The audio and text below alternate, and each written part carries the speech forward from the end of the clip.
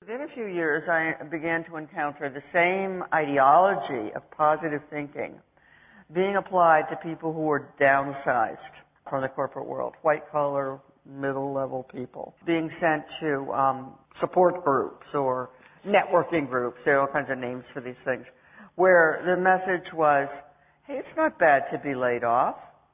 It's actually a good thing. It's actually an opportunity. It's a growth opportunity, and you will come out of it much better.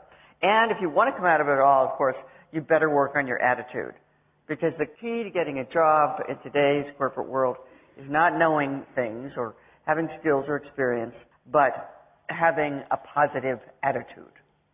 Somebody who's in an absolute low point in their lives, and certainly losing a job can be that, and just tell them, it's nothing wrong.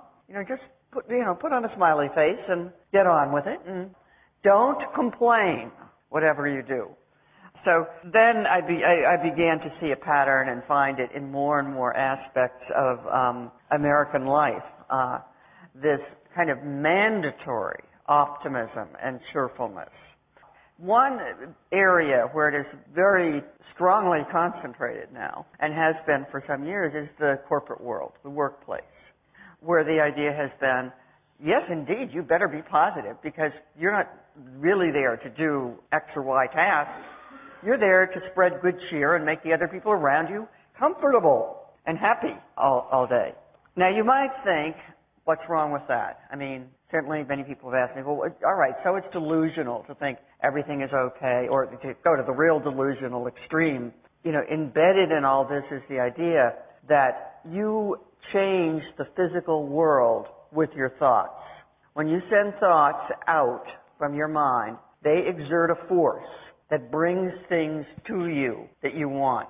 So if I were, we're doing this right, we could all concentrate on getting $1 million or whatever, and indeed it would come. There have been a lot of attempts to explain this scientifically. For a while it was magnetism, that thoughts must exert a magnetic force that draws things to you. As we know, however, our heads are not attracted to refrigerators. The magnetic force is so tiny that is exerted by that. Now they talk about quantum physics. I love that. Quantum physics, for some reason, have become an excuse to mock all of science. See, nothing real, nothing true, and whatever you think, that's how the world is. So if you think positively, you remake the world positively, according to this pseudoscientific explanation. But anyway, what's wrong with this? Why not delude yourself into thinking, everything's fine and that you can change the world with your thoughts? And I have two problems with it. One, I'll be hardline about this. I think delusion is always a mistake. There's no safe delusions. Although one of the messages of positive psychology in the United States is, it's good to have some positive delusions about yourself. I think the biggest evidence to that is the financial meltdown of '07. Now, a lot of things went into that, like extreme class inequalities of the United States, and your country too. Greed and economies based increasingly on finance rather than manufacturing or anything. But certainly, one element was the grip of positive thinking in the corporate world, and particularly in the financial sector. I mean, people who tried to raise problems in the middle of the last decade would be shut up or fired. You couldn't be inside Countrywide Mortgage Company, which was the one that it's almost single-handedly set off the whole collapse in the U.S., and say, I'm worried about our subprime mortgage exposure, or you'd be out. And I got to interview some Wall Street guys, very successful Wall Street guys. They said, this is just how it is. You can't, people who tried, say within Lehman Brothers, to point out that the housing prices could not rise forever, were fired. So it was this willful ignorance. Nobody could think bad thoughts, nothing bad, and if you didn't, nothing bad would happen. And I think the other thing that I find very, very disturbing about it is I just think it's cruel. I mean, it's cruel to take people who are having great difficulties in their lives and tell them it's all in their head, and they only have to change their attitude. And my favorite example of this moral callousness is from the author of The Secret. That was a bestseller here too, admit it. The book on how you can have anything you want, attract anything to yourself by thinking. And she was asked about the tsunami of '06 and how could this happen? And she said, and kind of paraphrasing it, those people, the victims of it, must have been sending out tsunami-like vibrations into the universe to attract that to themselves, because nothing happens to us that we don't attract. And I think that's beyond amorality. I don't even know where to locate that.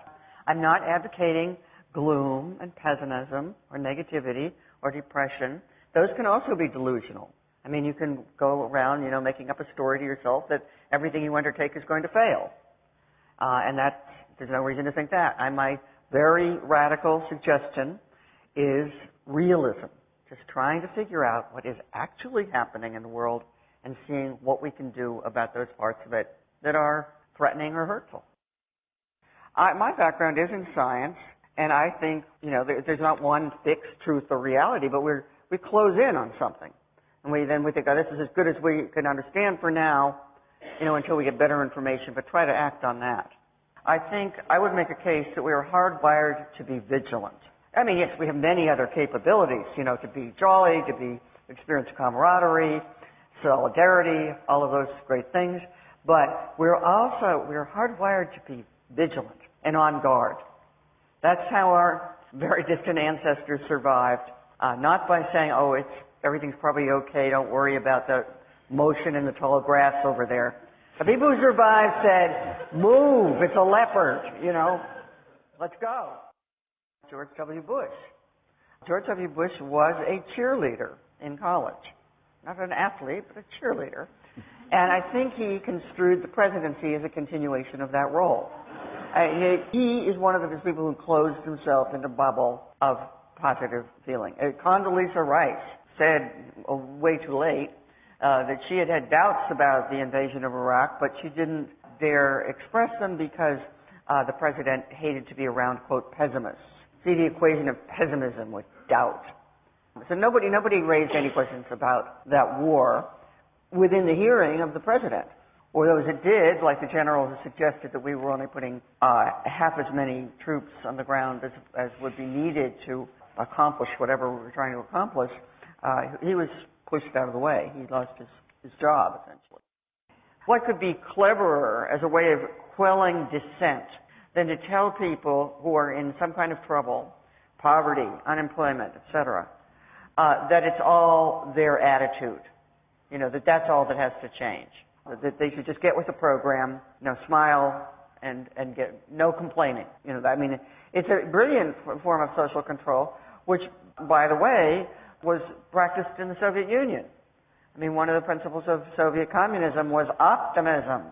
So it's a form of social control, by the way, that is quite widespread, has been widespread in totalitarian types of societies, but I think it has worked very well in America. Take the issue of class inequality.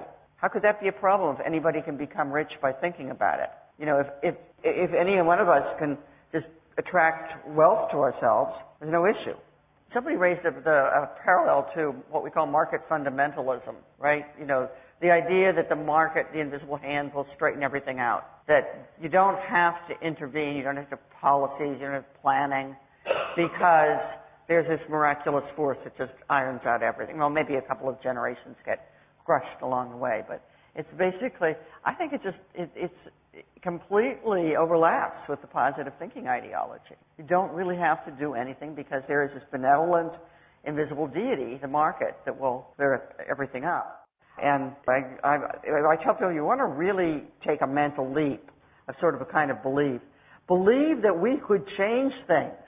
It's the powerlessness of positive thinking, because it always just envisions you as a lone individual changing the world. Or not changing the world, redesigning the world to fit your ideas. But we do have strength. We do have power. We have collective power, which we could use to make changes that would end a great deal of unnecessary suffering in the world.